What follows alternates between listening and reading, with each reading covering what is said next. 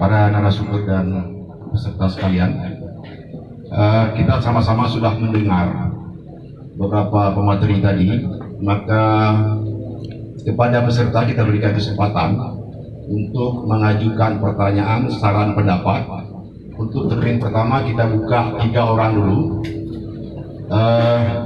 Pertanyaan atau saran diusahakan sesingkat mungkin sehingga memiliki cukup waktu bagi narasumber dan pemateri memberikan penjelasan atau arahan, dan jangan lupa menyebutkan nama dan unsur yang diwakilinya.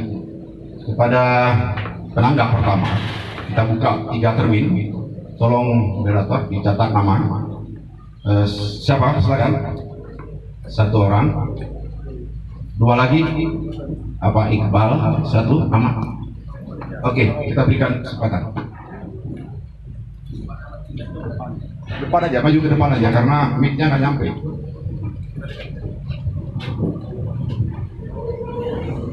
Warahmatullahi wabarakatuh. Saya Darmiati dari Pololada. Pertanyaan saya ini saya tujukan kepada Bapak Camat Dewantara. Terlepas dari saya wakili apapun malam ini saya di sini berdiri sebagai emak-emak yang sangat merisaukan anak-anaknya, karena saya memiliki 4 orang putra dan 1 orang putri. Karena kenapa?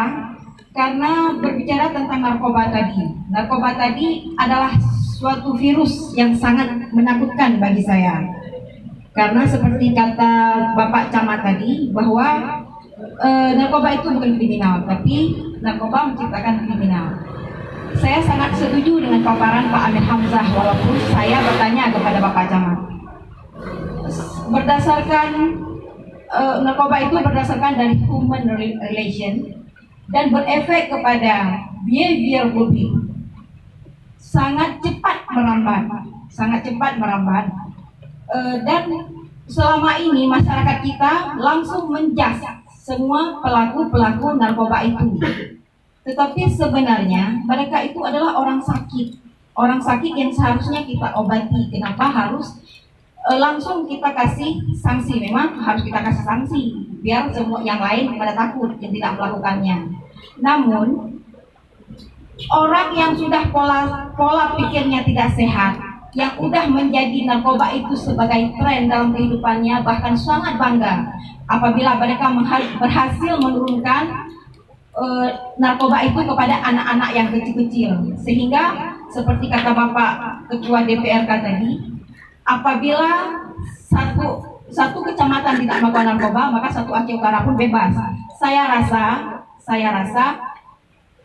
bukan 1 kecamatan atau 1 Aceh Utara yang perlu kita lihat dulu, tetapi lifestyle his family, latar belakang keluarganya. Berarti keluarganya yang harus kita lihat dulu. Apabila keluarga itu kuat iman dan akidahnya, insya Allah anak-anaknya aman ya. Jadi untuk mempersingkat, langsung saya tanyakan kepada Bapak Camat.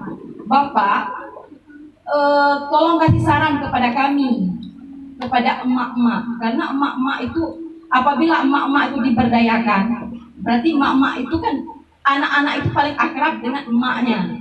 Jadi apa yang harus kami lakukan apabila kami ingin membantu memutuskan mata rantai narkoba itu, sehingga narkoba itu tidak lagi menjadi tren dan kebanggaan bagi anak-anak muda kita. Sayang sekali kita ini Dewantara punya beberapa proyek vital, tetapi kita dianggap rabis. Karena kenapa? Karena kita tidak punya basic education, karena mereka tidak perlu pendidikan. Mereka cukup dengan mampu menjual syabu, mampu menjual ganja. Mereka sudah bangga. Jadi tolong Bapak Camat kasih kami apa yang harus kami lakukan sehingga narkoba itu putus mata rantainya. Terima kasih kepada moderator. Saya ucapkan terima kasih sekarang atas waktu dan kesempatannya. Mohon maaf kepada sesepuh apabila saya salah. Assalamualaikum warahmatullahi wabarakatuh.